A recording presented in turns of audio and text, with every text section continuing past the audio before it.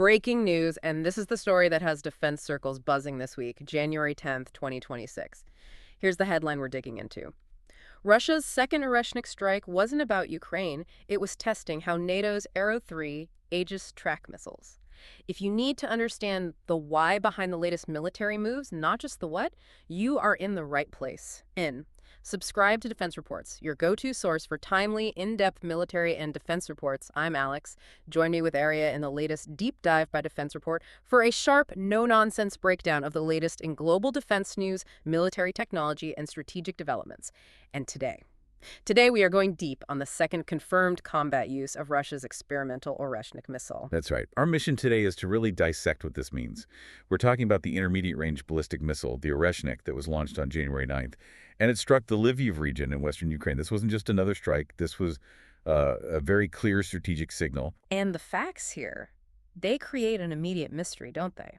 Our sources are indicating the missile used inert dummy warheads, so it caused minimal physical damage. Yet this weapon, traveled over 1,600 kilometers in about 15 minutes. And landed just, 60 kilometers from the Polish border? Exactly, right on the doorstep of the EU and NATO. So the big question we have to unpack for you is this. Was this an attack on Ukraine, really? Or was Moscow using this incredibly advanced, very expensive missile? We're talking an estimated $30 million per shot as a high-stakes provocation. A calibration exercise, maybe? Precisely.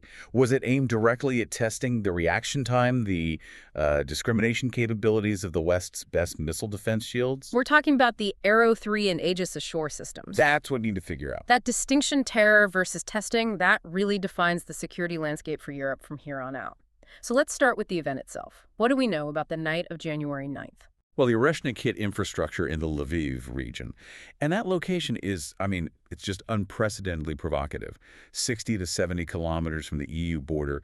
It was absolutely designed to be noticed by NATO. And Russia's justification for it was pretty weak, to say the least. Oh, absolutely. Yeah. Moscow claimed it was retaliation for an alleged Ukrainian drone attack on Putin's Valdai residence. Back in December 2025. Right. Kyiv and Washington, they immediately called it an absurd lie. A pretext to keep escalating things and maybe sabotage some very fragile peace talks. This missile's use was political. And the physical impact, or lack thereof, that really provides the most compelling evidence for this testing theory, doesn't it? It really does. We know the kinetic effect was minimal. Inert warheads. Just like the first time they used one on Dnipro back in November 2024. Exactly. Ukrainian officials confirmed very little serious damage.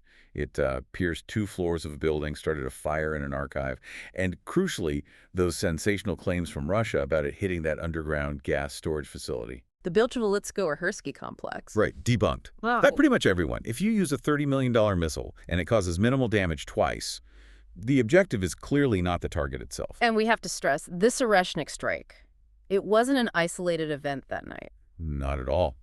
It was deliberately blended into a huge barrage. We're talking 242 drones. 13 other ballistic missiles. And 22 cruise missiles. All across the country. That wider assault caused absolute chaos. Nearly 6,000 apartments in Kyiv lost heat in sub-zero temperatures. It even damaged the Qatari embassy. So the Oreshnik was the strategic cherry on top of a cake of pure conventional terror. A very expensive cherry. And the choice of that specific missile with that payload hitting that spot near the border, it just immediately shifts the focus from Ukraine to NATO. It's an alarm bell. It is. Ukraine's foreign minister called it a grave threat to the security on the European continent. True. By firing an IRBM, Russia is flexing, signaling it can project this kind of power deep into Europe, reminding every capital just how close they are. So let's get into the weapon itself. If the damage isn't the point, what is? What is the Oreshnik?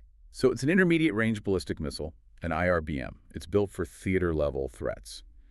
And its lineage is key. It's derived from the old, mothballed RS-26 Rubezh program. Which itself was based on the RS-24 Yars ICBM. Exactly. Putin claims it's all new tech, but analysts are pretty clear it's based on older, Soviet-era designs. But the real problem for NATO defenses isn't the rocket motor. It's the payload, right? The MIRV capability.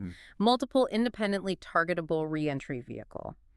Why is that such a game changer? The MIRV is everything. It's why this is more than just a fast missile. It reportedly carries 6 re-entry vehicles. These are warheads. Right. And when those separate in the final phase, they don't just multiply the targets, they release decoys, chaff, all sorts of penetration aids. This was technology, historically reserved for nuclear deterrence. Because it's designed to do one thing. Overwhelm missile defense systems, period. So if a defender's radar suddenly sees 6 or more objects coming in instead of 1, it creates a massive saturation problem. The goal of Oreshnik is to force the defender to fire more interceptors than they even have. And the old doctrine was something like 3 interceptors per incoming missile to guarantee a kill. Something like that, for a 90% probability. Now, imagine one Oreshnik releases 6 warheads plus decoys. You might need to fire 15, maybe 20 interceptors just to be sure you got the real threat. You'd run out of missiles in minutes. You'd deplete your entire stockpile very, very quickly. And the flight path just makes it all worse. It's solid propellant, 2-stage, launched from Kapustin Yar. It flies a high, steep trajectory, often going outside the atmosphere. That high trajectory and the re-entry speed are the other part of the challenge. It hits hypersonic speeds on the way down. Mach 10, Mach 11. Up to 13,000 kilometers per hour, yeah. And that speed is so much harder to hit because the engagement window, the time you have to react, shrinks to just seconds. So we have this lethality paradox. It's not accurate, but its intimidation factor is off the charts. That's the strategic calculation in a nutshell. If Russia wants to hit a specific building, they'll use an Iskander-M. They're much more accurate. The Oreshnik is inaccurate because it was designed for a nuclear warhead, where a few hundred meters doesn't matter. So its real value is political. It's a tool of nuclear blackmail.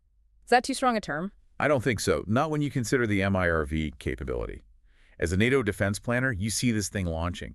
You have no way of knowing if it's carrying inert blocks of metal or tactical nuclear payload until it's far, far too late. And that uncertainty forces you to consider a much more escalatory response. It absolutely does. It blurs that line between conventional and nuclear war, and that ambiguity is the entire point. Okay, so let's pivot to the core hypothesis. This launched towards Lviv, towards the Polish border.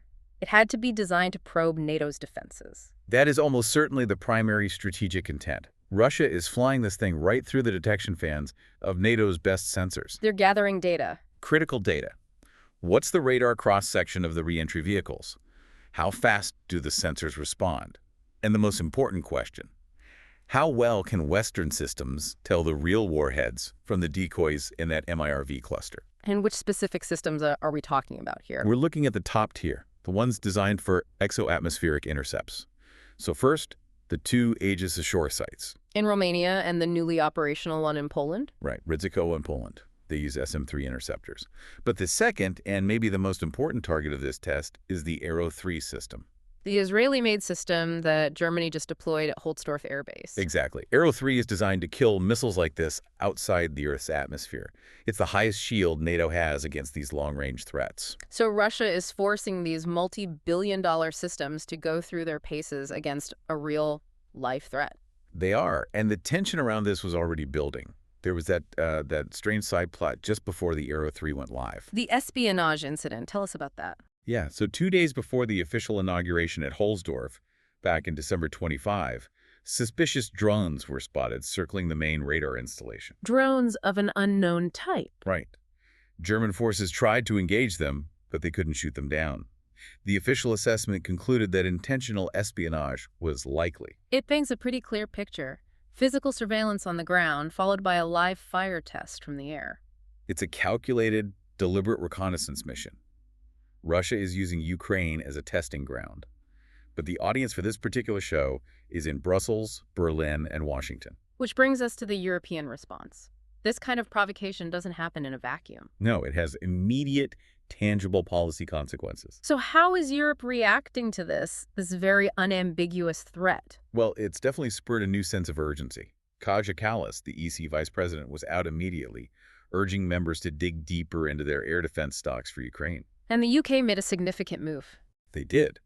Earmarked $200 million to prepare troops for a possible deployment to Ukraine after a ceasefire. It's part of that coalition of the willing agreement. It shows a growing resolve. And Germany, as the host of the R3, is really taking the lead here. They are. Germany launched the European Sky Shield Initiative, ESSI, which has, 23 countries now? To unify their air defense. Exactly. And right after this Lviv strike, Germany massively expanded its Arrow-3 contract with Israel. By how much? Another $3.1 billion. This is a direct commitment to buy more interceptors, more launchers. It's a direct response to Russia, proving it has a credible IRBM capability again. But dealing with a MIRV cluster at Mach 11, that requires more than just buying more interceptors, right? You need a leap in processing speed. And that's where AI becomes non-negotiable. The U.S. is pushing hard to accelerate AI integration into European missile defense. Because the decision window is just too small for a human. It's measured in seconds. Exactly. AI is absolutely essential for what they call discrimination. Break that down for us. Why is AI so crucial for discrimination? Okay, so MIRV deploys. Your radar sees, let's say, 10 objects. 6 might be warheads, 4 are decoys or chaff. A human operator cannot possibly analyze the trajectory, the temperature, the radar signature of all 10 objects and decide which are lethal in the few seconds they have. It's impossible. But an AI can. An AI can process all that data instantaneously. It recognizes patterns, it predicts trajectories, and it isolates the real threats from the junk far faster than any human team ever could. Without that AI leap, you're just wasting your very expensive, very limited interceptors on debris. And this need for speed and discrimination really highlights what Ukraine needs most right now. It does. While Europe is beefing up its own shield, Ukraine still lacks this kind of exo-atmospheric capability. The strategic need is for systems like Threat, or the high-altitude SM-3 Block 2A, because Russia is going to keep using Ukraine as a lab for these experimental weapons. And for Ukraine's forces to survive, they need continuous advanced support from the allies who are now, fully awake to the threat Oreshnik poses to the whole continent. So to sum it all up, the core takeaway is this. The Oreshnik is an awful tactical missile. It's expensive, it's inaccurate, but it is a profoundly effective political tool. It leverages the fear of nuclear escalation. By showing it can deliver MRVs at these speeds, Russia has officially signaled the return of the intermediate-range threat in a post-INF treaty world. And that forces Europe to accelerate these huge investments in AI-powered layer defense systems that can handle both the speed and the saturation tactics of these weapons. It's fascinating. The Oreshnik didn't physically win any battle in Lviv. It caused almost no damage with its inert warhead. But it may have just won the strategic argument for European defense planners. It delivered a crystal clear message. Yesterday's Patriot systems, as valuable as they are, just aren't enough for tomorrow's hypersonic and MIRV threats. And that reality is forcing this rapid collective investment in Arrow 3 and Aegis ashore. You've been listening to Defense Report by Alex Honoria, where we analyze the latest in military strategy, global defense, and advanced weaponry. Subscribe to Defense Reports, your go-to source for timely, in-depth military and defense reports. We'll catch you next time.